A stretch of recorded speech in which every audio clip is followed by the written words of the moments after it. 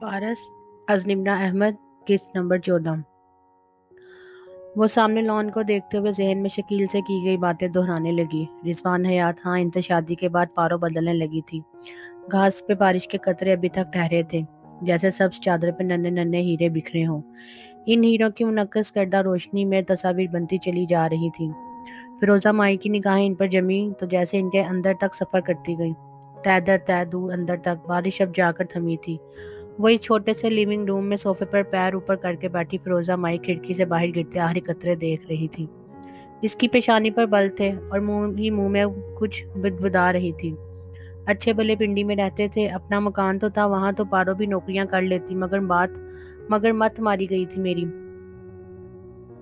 ज्यादा तनहा का सुनकर इधर मरी आ गई। इसके साथ हा हा, इसने आह भरी। मैंने भी सोचा था होटल वाला छोटा सा पोर्शन दे रहे हैं, और फिर इतनी तनहा और खूबसूरत जगह, मुझे कहाँ पता था यहाँ ये हड्डियां जमाने वाली सर्दी होगी, और ये बारिश भी ना दिन देखती है ना रात, हर वक्त बरसने को तैयार। निरा अजाब है। तौलिए से गीले बाल थपथपाते हुए बाहर आती पारस ने इसके अल्फाज सुन लिए थे। इसने सारे बालों को लपेटकर आखिरी दफा दबाकर पानी निकाला और तौलिया सोफे की पुश्त पर डालते हुए बोली, खुदा की रहमत होती है बारिश। अम्मी, तुम इस अजाब तो मत कहो, ज्यादा दर्द तदरीस ना शुरू कर दिया कर, अपना काम कर। फिरोजा माई ने से झिड़क दिया। वो खामोश हो गई, फिर गीले बालों को उंगलियों से सवारती आतिशदान के सामने आई और अंदर लगे हीटर को जरा सा तेज किया। तेरे साहब ने बताया नहीं कब देगा पैसे, वो नहीं देंगे। वो फिरोजा माई की जाने पुश्त किया आतिशदान के सामने कुशन रखकर बैठ गई और हाथ हीटर के करीब करके गर्म करने लगी। तो कल मेरे जाने के बाद वो क्या कह रहा था जी? वो जरा सा गर्म हुए हाथ आपस में रगड़ कर जैसे अंदर जमे खून को पिघलाने लगी। इसकी बालियां कानों में नहीं थी और गीले बाल पुश्त पर फैले थे। हीटर की गुलाबी दहकती रोशनी में इसके सामने रंगत जैसे रोशनी मुनक्कस कर रही थी। ना तू दोबारा बात कर, कह कर जरूरत है, मिन्नत कर, कुछ कहूंगी, अच्छा कहूंगी। देख पारो, मेरे सामने टालने के लिए ना कहूं, ना कह, सचमुच इनसे बात करनी है तुझे। वो तेवरियां चढ़ाए तेज लहजे में बोली, इधर मेरा बच्चा हलकान हुआ जा रहा है और उधर तू है जिसे परवाह नहीं। हद होती है खुदगर्जी की भी। दहकती रोशनी में चमकता सांवला चेहरा झुक गया। चंद लम्हे पहले का फ्रेश सा एहसास मान पड़ गया। इसी लम्हे डोरबेल ने जिस मुर्दा माहौल को जिंदगी बख्शी। दोनों चौंकी। अम्मी, बाहर देख लूं, शायद वो तुम्हारी नई सहेली हो। आहो, इसको भी अभी आना था। फिरोजा माई बड़बड़ाती हुई उठी और बाहर आई। वहां सूट में मलबूस एक नौजवान खड़ा था। इसने छतरी बंद करके हाथ में पकड़ रखी थी। हाँ जी, किससे मिलना है? आप मिसेस फिरोजा हैं? मिस पारस की वालदा। इसने शाइस्तगी से इस्तफसार किया। मिसिस, हाँ मैं हूँ, क्या काम है? मैं रिजवान साहब का असिस्टेंट हूँ, ये उन्होंने भिजवाया है। इसने कोट के अंदर से एक फूला हुआ हाकी लिफाफा निकाल कर इसकी तरफ बढ़ाया। ये फिरोजा माई हक्का बक्का रह गई। 5 लाख है, आप गिनकर तसल्ली कर लें। आपके फिरोजा ने झपट कर लिफाफा पकड़ा, जल्दी से इसे खोला। कौन है अम्मी? पारस आवाजें सुनकर अचंभे से पूछती आगे आई तो सामने का मंजर अपनी वजाहत खुद कर रहा था।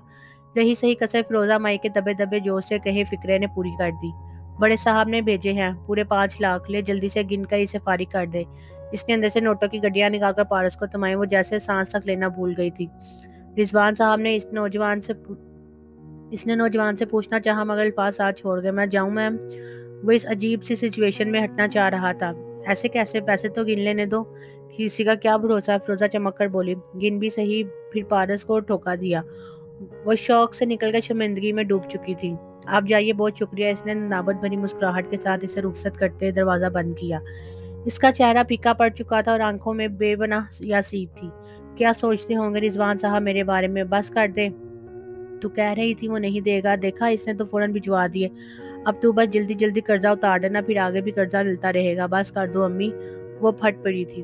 आंखों में आंसू आ गए थे। हम ये पैसे नहीं रखेंगे, मैं ये कल इन्हें वापस करूंगी। हम नहीं, चल हट। फिरोजा माई ने गड्डियां वापस खींची। मैं खुद गिन लूंगी, आई बड़ी वापस करने वाली हूँ। अम्मी, खुदा के लिए इतना बड़ा कर्जा मैं कैसे उतारूंगी? कितने महीने लग जाएंगे बगैर तनहा के? हम शकील को ये सब भेज दें तो खुद क्या खाएंगे? तो तू डबल शिफ्ट कर लेना, फारिग वक्त में कोई और नौकरी कर लेना। अब ज्यादा बहस ना कर, हट, मुझे गिनने दे। वो सोफे पर बैठकर पूरे दिलजमी से उंगली पे थूक लगाकर नोट गिनने लगी। पारस बेबसी से इसकी तरफ पुश्त करके खड़ी हो गई। वह गिनन अपने आंसू छुपा रही थी। नोट गिनते हुए फिरोजा माई ने जरा आंख निगाह ऊपर उठाई। पारस की पुश्त पर गिरे बालों के सिरे टपक रहे थे, नन्हे नन्हे हीरे जैसे कतरे। टप टप। घास पर बिखरे नन्हे मोती, शाम को डूबता माहौल, किसी परिंदे की आवाज बुलंद हुई तो फिरोजा माई जैसे नींद से हड़बड़ाकर जागी। वो अभी तक बरामदे की सीढ़ियों पर ही बैठी थी। शकील से की गई गुफ्तगू और रिजवान हयात के भेजे गए पैसे, दोनों यादें बाहम गुडमुड हो गई तो वो सर झटक कर उठ खड़ी हुई। आ, आ, इसने गहरी सांस भरी। जो भी था बुढ़ा था, अच्छा आदमी, खुद से कहकर सतूनों, दीवारों और घास पर लदे कतरों को सुनाकर वो अंदर की जानी बढ़ गई। पीछे मगरी में डूबता बरामदा तन्हा रह गया। आज फिर सुबह में इन वादियों पर बारिश बरसी थी। पहाड़ियां नहा धोकर ताजा सब्ज निकल आई थी। बल खाती सड़क अभी तक गीली थी, जिस पर वो पारस की स्याह चमकती कार दौड़ रही थी। वो कोनियर आम स्टैंड पर टिकाए उंगली से अपनी बाली को छेड़ती किसी ख्याल में खोई बाहर देख रही थी। बंद शीशे से पहाड़, बादल, गहरी खाई सब साफ दिखाई देता था, मगर इसकी पुरकशिश उदास आंखें जैसे और कुछ तलाश कर रही थी। इनमें थकान थी, ठहराव था, राज था, मगर खुशी नहीं थी। खुशी कहीं भी नहीं थी। जाने कब ये हुआ, कैसे हुआ कि इसकी आंखों के किनारों से एक आंसू टूटकर गिरा। नमी चेहरे पर फिसलती गई तो पारस ने चौंक कर सामने देखा। ड्राइवर सामने देखते हुए खामोशी से ड्राइव कर रहा था। वो इसकी तरफ मतवज्जा नहीं था या होने ना होने की अदाकारी कर रहा था। इसने पीछे रखे टिश्यू बॉक्स से टिश्यू निकाला और इससे दो तहे लगाकर आंखों का कोना पूंछा। फिर जरा सा भीगा टिश्यू हथेली में दबा लिया। लम्हे भर के जल थल के बाद वो दोबारा से कंपोज हो गई थी। ठंडी पुरसुकून पारस फोन की घंटी ने माहौल में इर्ताश पैदा किया। पारस ने बिना चौंके आराम से फोन उठाया और कान से लगा दिया। जी सनिया दूसरी जानिब से इसकी सेक्रेटरी थी। मैम सॉरी, मैं आपको डिस्टर्ब कर रही हूँ। दरअसल मिस्टर शुजात ताहिर की कॉल आई थी। पारस के साथ तन गए। वो जरा सी सीधी हुई आंखें होश के किनारे को छुआ, फिर मुट्ठी में बंद टिश्यू देखा, जैसे इसे एक कतरे की बारिश की वजह वही हो जिसका जिक्र किया जा रहा था। क्या कह रहे? आपसे मुलाकात के लिए अपॉइंटमेंट लेना चाह रहे थे। मैं आपका शेड्यूल चेक करने और इनको कोई भी स्लॉट देने से कबल आपसे पूछना चाहती थी कि आप इनसे मिलना चाहेंगी। पारस ने गहरी सांस अंदर को खींची, मुट्ठी जरा सी खोलकर अंदर पड़े टिश्यू को देखा और कुछ भी कहने से कबल वो इस टिश्यू को देखती रही। यहाँ तक कि तयशुदा टिश्यू एक तयशुदा कागज में तब्दील होता, अगर आसपास की सारी तफसील भी मिटकर एक नई शनाख्त पहनती गई। अनमिट कहानियां, लाजवाल यादें। राफिया तेज तेज कदम उठाती सेहन अबूर करके बरामदे के सिरे पे आई। अपनी मुट्ठी में तयशुदा कागज को देखा, फिर जोर से आवाज लगाई, पारो ताई कोई है? दूसरी पुकार की नौबत नहीं आई। अंदर से वो सिल्वर बालियों वाली लड़की आती दिखाई दी, जिसके चेहरे पर अजीब सी फिक्रमंदी थी। क्या हुआ राफिया? इस वक्त साथ ही बालियों वाली लड़की ने सेहन में चिलचिलाती धूप को देखा। ये लो तुम्हारा प्याम आया है। राफिया से देखकर नहूत से मुस्कुराए और तयशुदा कागज इसकी तरफ बढ़ा दिया। क्या? उलझन से पारस ने कागज थामा मगर खोला नहीं, बस सवालिया निगाहों से राफिया का चेहरा देखने लगी, जिस पर अब एक तंजिया मुस्कुराहट उमड़ आई थी। अब ऐसे तो मत कहो जैसे तुम्हें पता ही नहीं है। भाई को पाबंद तो किया था ना तुमने, तभी तो इसने तुम्हें हथ लिखा है। अब खुद देखो, क्या अच्छा लगता है कि एक ही लिफाफे में एक हाथ हम सबके लिए हो और एक सिर्फ तुम्हारे लिए। पारस ने उलझी निगाहों से कागज को देखा, फिर नफी में गर्दन हिलाई। ये मुझे नहीं पता इसने क्यों लिखा, शायद कोई जरूरी बात है, मगर इसने अब भी इसलिए नहीं खोला जैसे समझने से काशिश हो गई इसमें वो खोलना चाहिए या नहीं। आहो, बड़ी जरूरी बात होती है। अंदर से आई फिरोजा को देखकर वो मजीद बुलंद आवाज में बोलने लगी। भाई ने हमें तो खत नहीं लिखा, बस दो से दूर में हैरत पूछ ली और लेकर तेरी बेटी को पूरा माशरती इल्लूम का पर्चा लिख दिया। तू भी तो सुन ताई के क्या लिखा है। पारस ने ताई और तेरी बेटी के अल्फाज पर चौंक कर पीछे देखा। कड़े तेवरों से घूरती फिरोजा को देखकर इसका रंग सफेद पड़ गया। वो कहता है तुझे याद कर रहा है और तेरे लिए जरूर वापिस आएगा। और हाँ, ये भी कि तेरे लिए क्या भेजे। मैं कहती हूँ भाई को गए दिन ही कितने हुए हैं, तूने फरमाइश शुरू कर दी। राफिया कमर पर हाथ रख के गुस्से से बोल रही थी। पारस नफी में सर हिलाती कुछ कहना चाह रही थी, मगर अल्फाज हलक से ऊपर नहीं आ पाए। तो ये बता पारो, खत किताबत का सिलसिला कब से चल रहा है? फिरोजा माई गुर्राई थी। नहीं अम्मी, मैंने इसे कोई खत नहीं लिखा, मुझे तो इसका एड्रेस भी नहीं पता। मतलब तुझे इसका एड्रेस जानना है ताकि तू ये बेहयाई के काम जारी रख सके? इसकी हम उम्र आफिया यूं चिल्ला रही थी जैसे वो शुजा की माँ हो। नहीं, मेरा ये मतलब, इधर दे। फिरोजा माई ने खत खींचा, बहुत दफा खोला और पढ़ा गया खत इसने वापस राफिया की तरफ उछाला। अपने शरीफ भाई से कह दे आइंदा इसने खत लिखा तो इसकी शराफत का जनाजा निकाल दूंगी। अब दफा हो इधर से। अपनी बेटी को क्यों नहीं रोकती जो भाई को उकसा कर तेरी। तो फिरोजा माई ने पैर से जूती उतारी। राफिया छुपाक से बाहर भागी। और तू कान खोल कर सुन ले पारो। हाथ में पकड़ी जूती इसने पारो की कमर पर जड़ दी। वो पहले ही चल खड़ी थी, लड़खड़ा कर आगे को गिरी। اور منہ کے بل پکے کچے فرش پر جا لگی۔ ہونٹ میں تکلیف کا سوا ہوتا احساس اور گیلا پن، اسے سب کچھ محسوس ہوا تھا۔ آئندہ میرے گھر میں خط کتابت کی نہ تو اچھا نہیں ہوگا۔ پہلے تو اس مرن جوگے سے چھت پر ملتی تھی، اب وہ دفان ہو گیا تو خط شروع ہو گئے۔ آئندہ میں اس کا کوئی ہاتھ پکڑا تو جان نکال دوں گی تیری۔ وہ بکتی جھکتی اندر چلی گئی۔ بارش نے اوندھے منہ گرے چہرے پر اٹھایا تو گالوں مٹی لگی تھی اور ہونٹ سے خون نکل رہا تھا، زیادہ نہیں، بس ایک قطرہ لڑک کر تھوڑی سے ٹپکا تھا۔ ایک قطرے کی بارش، میں ان کو فرائیڈے کے دوپہر کا وقت دے دوں میم؟ پارس بے اختیار چونکی، پھر جیسے اس کی بات پر غور کیا، لب بھینچ کے پیشانی پر ناگوار بل ابھرا۔ سنیا، میں اگلا پورا ہفتہ مصروف ہوں، اس لیے انہیں 2 ہفتے بعد کا وقت دے دیں۔ Okay ma'am. حیران اسسٹنٹ نے حیرت پا کر تابع داری سے فون بند کر دیا۔ پارس سر جھٹک کر باہر دیکھنے لگی۔ ٹیشو اس کی مٹھی میں یوں دبا تھا کہ دکھائی نہ دیتا، البتہ اس کی آنکھوں میں اب اسپاٹ سی سرد مہری تھی، ٹھنڈا بے تاثر سا احساس، جیسے ایک قطرے کی وہ بارش اور اس تمام توہین کا سبب بننے والا شخص ابھی تک یاد تھا۔ کس جذبے سے یاد تھا یہ اس کی آنکھوں سے پتہ نہیں چلتا تھا۔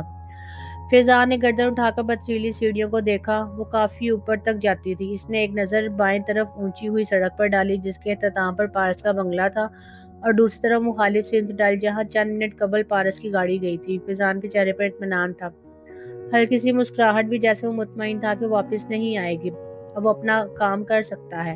صبح سرسبز اور لہلہاتی سی اتر رہی تھی، ٹھنڈی ہوا سرسراتی ہوئی اس کے کانوں سے ٹکرا رہی تھی۔ وہ سب ہوا، پہاڑ، درخت گواہ تھے بھائی جی کی موت کے، مگر کاش ان سب کو انسان کی بولی سمجھ آتی، یا انسان کو ان کی اور یہ ہمیں اپنے ساتھ بیتنے والے تمام واقعات دھوکے سب بتا دیا کرتے۔ ہر شے صاف صاف معلوم ہو جاتی، نہ لوگ جھگڑتے، نہ جھوٹ بولتے، نہ عدالت میں مقدمے جیتنے کے لیے وکیل ہائر کرتے۔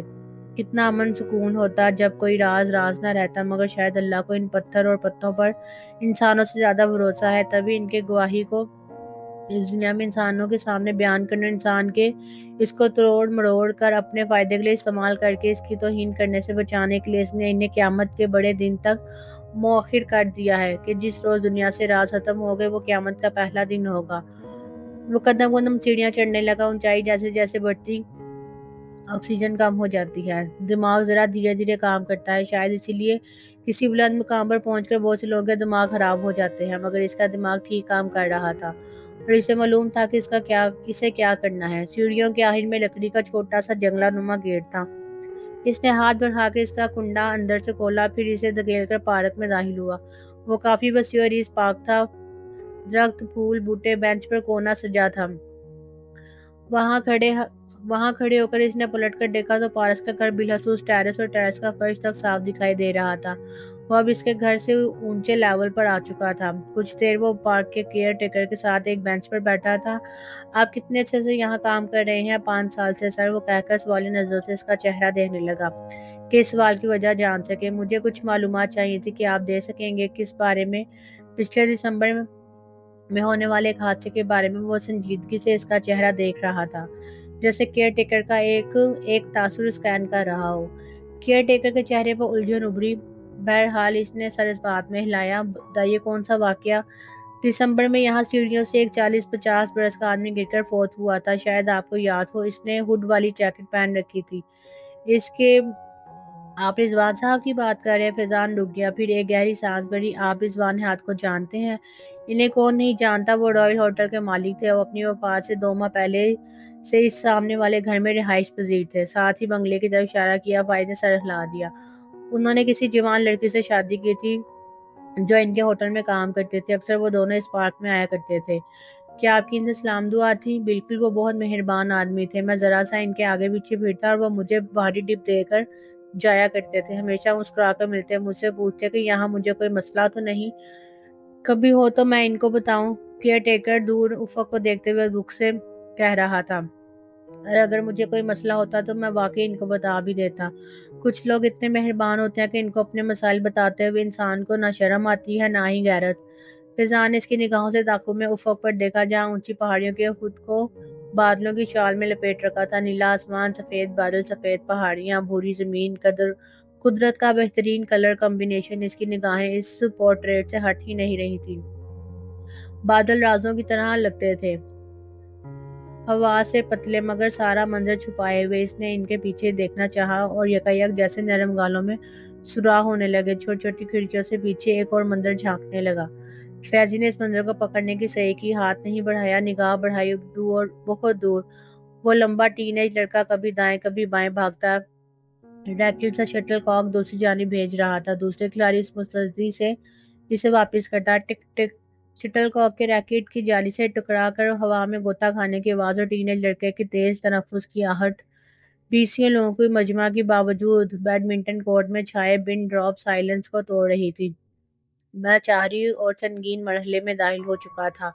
हर पॉइंट पर तालियां बजती, शोर उठता, फिर खामोशी छा जाती। रैकेट झुला कर चिड़ी को मारकर टीन एज लड़के ने फखरी अंदाज में फ्रंट रो की तरफ देखा जहां रिजवान निहात बैठे थे, और इसे देखता पाकर वो धीरे से मुस्कुराए और हाथ सर से ऊपर उठाकर ताली बजाई। साथ बैठे तनवीर साहब ने मुस्कुराते हुए इस अमल की तकलीद की। फैजी मुसरत हमेशा खेल की तरफ मुतवज्जा हो गया। मुकाबला करने की हिम्मत और जीत का जज्बा इंसान को स्किल से नहीं, लोगों के मॉडल स्पोर्ट से मिला करता है, और मुकम्मल यकीन इंसान को हारने नहीं देता, दे ही नहीं सकता। फैजी भी नहीं हारा। वो जीत कर ही पहली कतार की कुर्सियों की जानिब आया, पसीने में तरबतर, माथे से बैंड उतारता। रैकेट रख कर वो मुस्कुराता हुआ भाई जी से गले मिला, जो इसके लिए खड़े हो गए थे। अलहदा होकर उन्होंने इसका शाना थपथपाया। बहुत शानदार, मुझे तुम पर फख्र है। फैजी ने बिना सीन के स्पोर्ट्स शर्ट पहन रखी थी। इसे अपने पसीने में भीगने शाने तो थपकता भाई जी का हाथ बहुत गर्म लगा था। खैर, ये इस वक्त अहम नहीं था। मुझे लगा था आप नहीं आएंगे। ये कैसे हो सकता था? मैं तुम्हारे मैच में ना आता तो खुद को माफ ना कर पाता। वो मेहरबान अंदाज में मुस्कुराए। लड़के ने मसनूई हपकी से भवें चुकाई। सिर्फ मैच नहीं, हैप्पी बर्थडे। और फिर से मुस्कुराए। इन्हें याद था, मगर इनकी मुस्कुराहट में नकाहत थी। खैर, ये भी इस वक्त अहम नहीं था। Thank you. फिर क्या दे रहे हैं आप मुझे बर्थडे पर? इसके बेपरवाह इज्जत भरे अंदाज पर तनवीर साहब ने लब काटा और नफी में अफसोस से सर हिलाया, मगर कुछ कह न सके। रिजवान ने मुस्कुराकर शाने उचकाए। जो तुम चाहो। तो फिर मुझे मेरी अपनी ब्रांड न्यू कार चाहिए। 18वीं सालगिरह पर मेरा हक बनता है। श्योर, अभी चलो। वो तैयार थे। रिजवान भाई, आप जरा आराम कर लेते। कराची मीटिंग अटेंड करके सीधा एयरपोर्ट से इधर आ गए अगर थोड़ा सा? तनवीर साहब ने मुतफक्कर लहजे में कहना चाहा, मगर लड़के ने बिगड़े तेवरों के साथ इन्हें देखा। तनवीर भाई, मेरा बर्थडे है, हराम मत करें। मुझे कार लेनी है तो अभी लेनी है। हाँ, क्यों नहीं, अभी चलते हैं। मेरे बेटे की 18वीं सालगिरह है। 18वीं सालगिरह हर रोज नहीं आती। उन्होंने फख्र से कहते हुए इसका शाना फिर से थपका। हाथ गर्म था, मगर ये अहम नहीं था। तनवीर साहब मुतफक्कर से इनको देखते खामोश हो गए, मगर जैसे गैर मुतमईन हो। ज्यादा देर नहीं गुजरी जब वो कार्स के शोरूम में खड़े थे। वो लड़का हर एक कार को आगे पीछे से देखता, इसमें बैठता, कोई पसंद आती किसी पे महजूब बना देता। तनवीर साहब हाथ बांधे हुए रिजवान के पीछे खड़े थे। रिजवान ने कहा से मुस्कुराते हुए लड़के की तनकीदी अंदाज से हर शय का जायजा लेते देख रहे थे।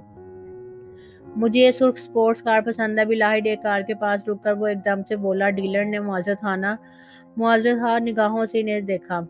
सॉरी सर, ये बुक हो चुकी है। इसको आधे घंटे तक शिप करना है, मगर मुझे यही चाहिए। लड़के के माथे पर बेरहमी से बल पड़े। जी सर, हम आपको जुम्मे तक ये कार मंगवा देंगे। Same colour, same model. Same नहीं, मुझे यही चाहिए। आप इन्हें मंगवा देना।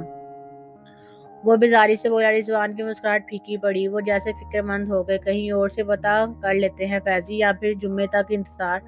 मुझे नहीं करना इंतजार। मेरी बर्थडे आज है, जुम्मे को नहीं। लड़का मुश्तल हो रहा था। रिजवान के चेहरे पर अफसोस उभरा। अच्छा ठीक है, कहीं और से। आपको समझ नहीं आता? कहीं और से नहीं देखना।